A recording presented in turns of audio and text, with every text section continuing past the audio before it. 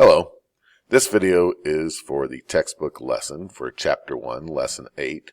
The title of the lesson is Introduction to Functions, where our objectives are to graph ordered pairs in the coordinate plane and to graph functions from ordered pairs.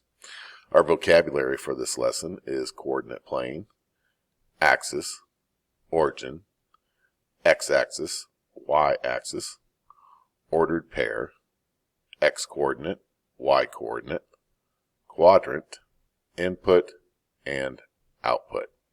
So why learn this? You can use functions to determine how the cost of a character is affected by the number of people in the picture. We'll see that in example 3.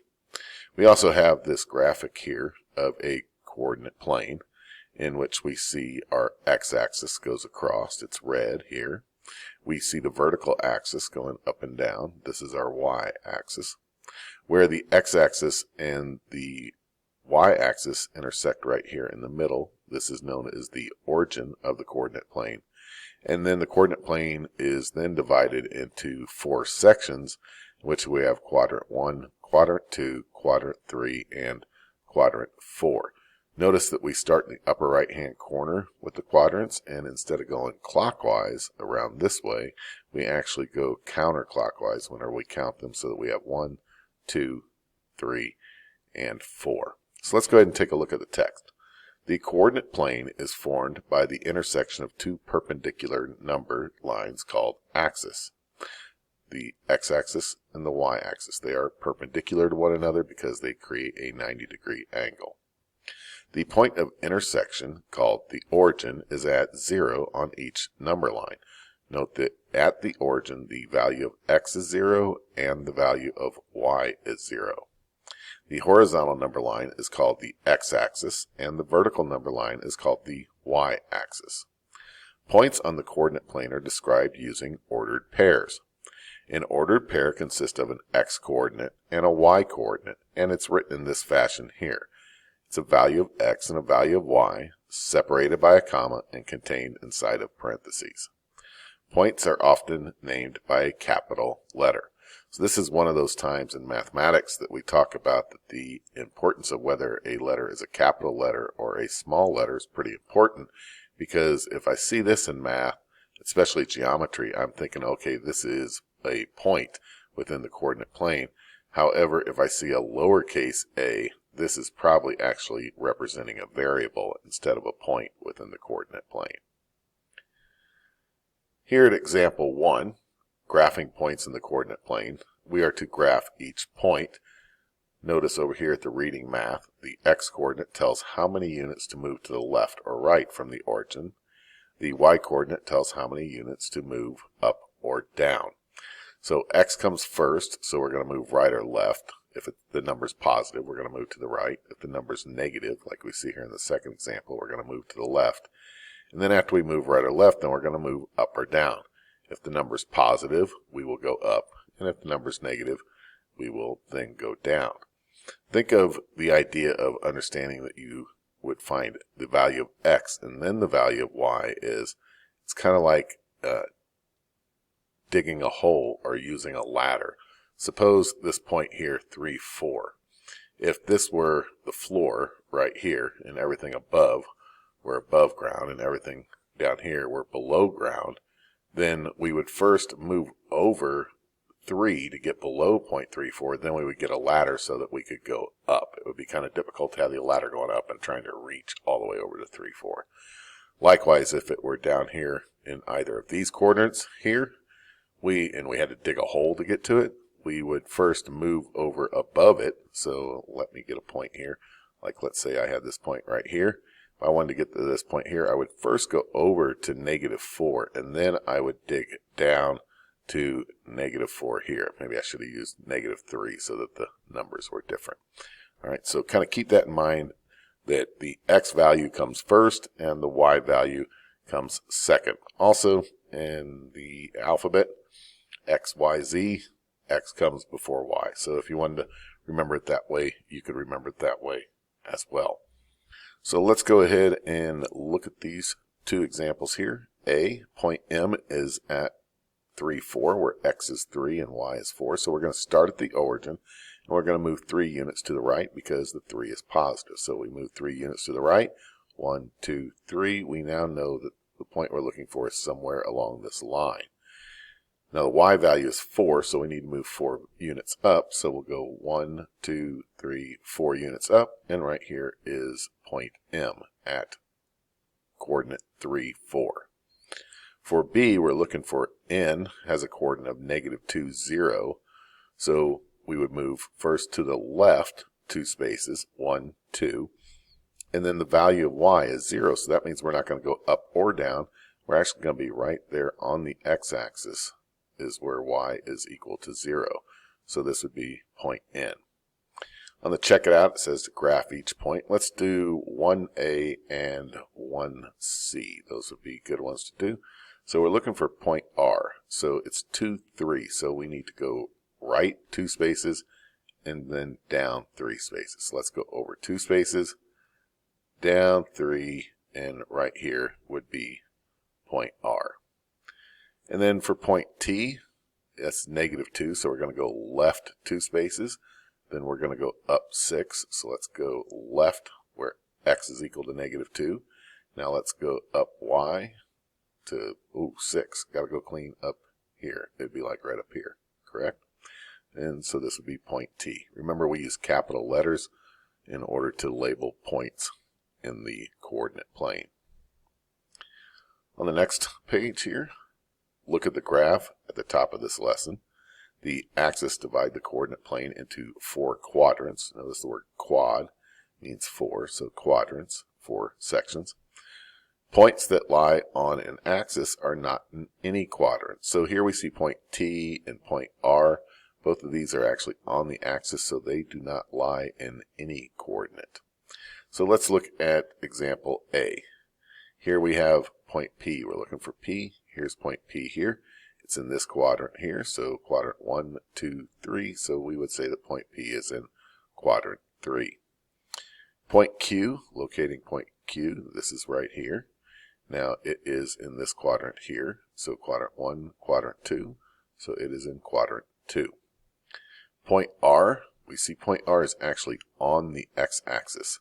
So if it is on the x-axis or the y-axis, it is said to be not in any quadrant. So there has no quadrant at all. It lies on the x-axis. And then point D, let's find point D, looking around here. Oh, S, it's example D. We're looking for S, there we go. There's no D in there. So S is right here, it's in this quadrant here. Remember, we start in the upper right and count counterclockwise. 1, 2, 3, 4. So it is indeed in quadrant 4. Let's go ahead and look at 2A and 2C.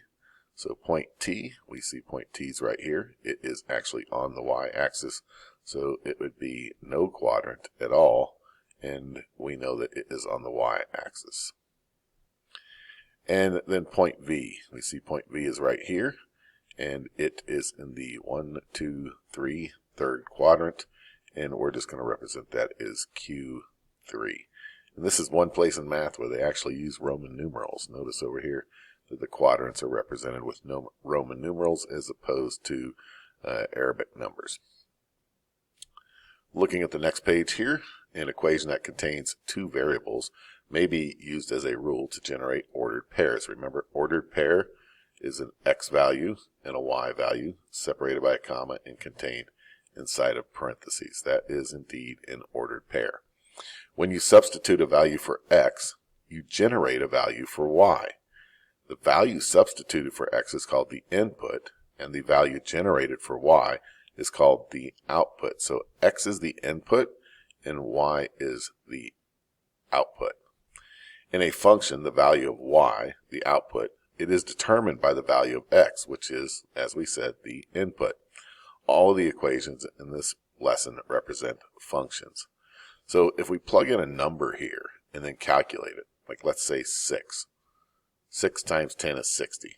Plus 5 would be 65. So if I plug in a 6, then I get back a 65. So the ordered pair would be the x value of 6.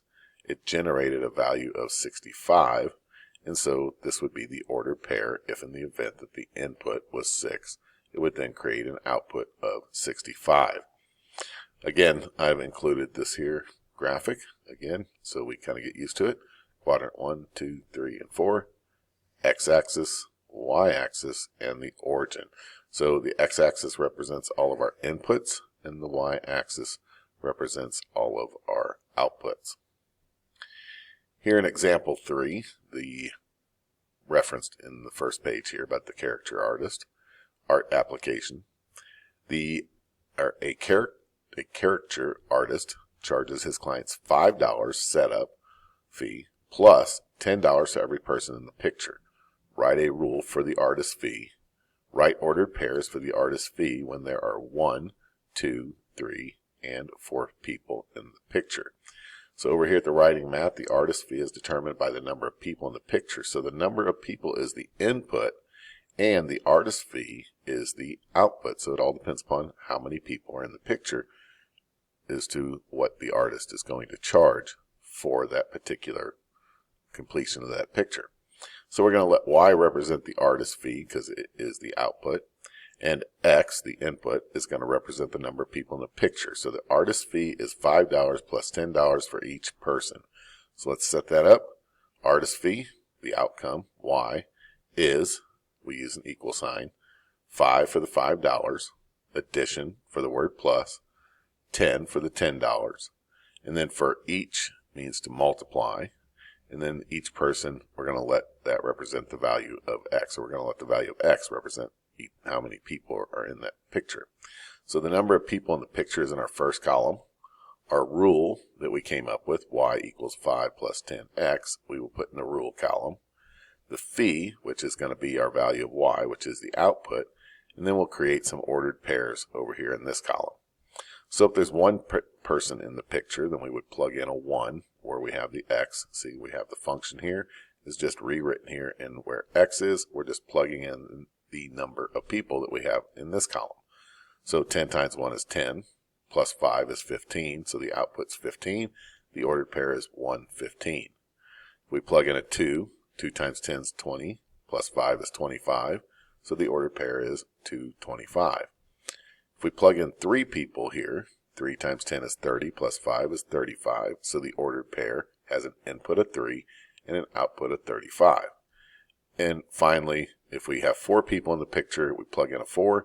4 times 10 is 40, plus 5, we would have an output of 45. So when our input is 4, our output is 45. So we've taken some inputs, we plugged them into the rule, we got an output, and notice that each of our ordered pairs are the x value, the input, paired up with the y value, the output, separated by a comma and contained inside of parentheses. Ordered pair is an x value, y value, separated by a comma, contained inside of parentheses. When you graph ordered pairs generated by a function, they may create a pattern. Generating and graphing ordered pairs is our example 4.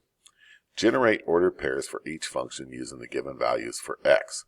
Graph the ordered pairs and describe the pattern. So in example A, they're giving us the function here of y equals 4x minus 3. And they want x to equal -1, 0, 1, and 2. So we'll put our -1, 0, 1, and 2 in our input column. Our rule we'll go ahead and represent here. This is just that function that we see right here, but instead where the x is, we have in the values of x for all of our x values, and where you see the y in the equation, that comes out on the other side over here. It's kind of like we flip the equation around. So if we have a value of -1, we plug that in. -1 times 4 is -4, minus 3 is -7, so we end up with ordered pairs of -1, -7. They've done the same for 0 and 1. Let's go ahead, for the sake of time, jump down to 2. If the input is 2, we have 2 times 4 is 8, minus 3 is 5. Over here we have ordered pairs that have been created. If we look and see -1, -7, so -1, -7 would actually be down here someplace. It's not on the graph. What about x is 0, y is -3? So x is 0, so we don't need to move right or left. Go down to -3, and it's right here. Well, that's negative 4. Then this must be 2, 4, 6, oh, it's 7. It is. So these are in 2s. I didn't realize that. So negative 1, negative 7 is here. 0, negative 3 is here. 1, 1. Over 1, up 1. It lands right here. And then 2, 5. Over 2, up 5. Ends up here. So if we draw, all of a sudden we realize that, gee, it looks like it's making a straight line. We could actually draw a line through this, and we could say that the points form a straight line. Moving along to our next two examples, generate ordered pairs from each function using the given values of x, graph the ordered pairs, and describe the pattern. Now, I'm not going to go through and calculate each one of these, but you can see here where our function is y equals 2x squared plus 1, and they want our inputs to be negative 2, negative 1, 0, 1, and 2. So we have all of our inputs here. We write our function in this column. Wherever the y is going to be over here. We just basically flipped this around to where now the y is over on the right instead of the left. And we've taken this portion of it here and put it on the left of the equation. And wherever there's an x, we plugged in the value of whatever our inputs are. After you do the math for each of these will be all your outputs. So notice all the green numbers over here are the same as all of our inputs. All of the blue numbers here are all the same as all of our outputs. Then, after graphing each of these, we'll do the first one and the last one. Negative 2, 9, so x is negative 2. And then we go up to 9 and plot this point. And then the last one is positive 2, positive 9. So if we go over 2 and up 9, we end up with this point here. You can see the other 3 points here are all plotted here, here, and here. And then they seem to be making this U-shaped looking thing. And give you a heads up, this is called a parabola. Anytime you have some x that is squared, if there's a value, if there is a variable that is being squared inside of the equation, it's going to end up creating this parabola looking thing. All right, the points form a U-shape. Now, in the next one, we have an absolute value function. So over here, it looks like a V shape. All absolute value functions are going to create this V shape look here. Same thing, we're saying that y equals the absolute value of x plus 3, where x needs to equal negative 5, negative 4, negative 3, negative 2, negative 1. So we have all of our inputs here. We have put in all of our x values here, the green ones. They've produced all of these outputs, or these y values that we have here. And then we can create ordered pairs. Our ordered pairs, all the green are the inputs, all the blue are the outputs. Now we have all these ordered pairs. We then plot each of those ordered pairs. 1, 2, 3, 4, 5 points. 1, 2, 3, 4, 5 ordered pairs. These all correspond to these dots here. Whenever we connect them, they create a V shape. So here we are to our exercise section. Graph each point. So let's do J and L. J is at 4, 5. We go over 4, up 5, would put us right here, and this would be point J. And actually, let's do one with a negative. So instead of, let's go ahead and do M. 1, 7, so we're going to go over 1 and down 7. Well, this ought to be tricky, because I got negative 4 here. So over 1, down 7. 1, 2, 3, 4, 5, maybe 6, about 7, maybe right here. And this would be point M, right there. Name the quadrant in which each point lies. So let's find these quadrants. Let's do 6, 10, and 8. Did I include E? Good. E's in there. So for 6, we're looking for A. A is here, so this is the second quadrant, quadrant 1, quadrant 2. E is here, so our number 10 is E. We find it lies here. E is in no quadrant. It is actually on the y-axis. And then 8 is C. Right here for C, well, quadrant 1, 2, 3, 4, so C is in the fourth quadrant. And then let's go ahead and generate ordered pairs for each function for negative 2, negative 1, 0, 1, and 2. Graph the ordered pairs and describe the pattern. So let's go ahead and just do 13. So 13 has a function of y equals x plus 2. So if we plug in where x is equal to, and y is going to become the output, and so we'll go OP for our ordered pairs over here. So our x values are supposed to be -2, -1, 0, -1, and 2. All right, so if I plug in a -2 here for x, -2 plus 2 is 0. And then if I have -1, -1 plus 2 is a +1, right? And if I have 0 plus 2, I get a +2. And -1 plus, ooh, oh, I did negative there. That's supposed to be a positive. I'm like, that shouldn't be right. Let's try it. There we go. Good. If I plug in a 1, 1 plus 2 is 3. And if I plug in a 2, 2 plus 2 is 4. So our ordered pairs that we would have would be -2, 0. Here we would have -1, 1. Here we would have 0, 2. Here we would have 1, 3. Notice I'm just taking my x value that I plugged in, the y value that I got back, because x is the input, y is the output. So 2, 4 would be my other point. Now let's try to plot these. I'm going to change the color. Let's change over to green. Green might work well. So -2, 0, -2, 0. That'd be right here, point D. -1, +1. -1, +1 would be right here. 0, 2, so x is 0, so I don't go right or left, but I go up 2. That would be right here.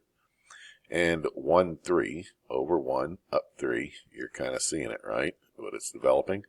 And then 2, 4, over 2, up 4, right here. And you'll see that they actually seem to create a line. And I would expect this because this is x to the first power, and anytime we got something with x to the first power, that's a linear function. It's going to produce a line whenever you graph it. All right, so that's all I have for Chapter 1, Lesson 8, Introduction to Functions. Thank you.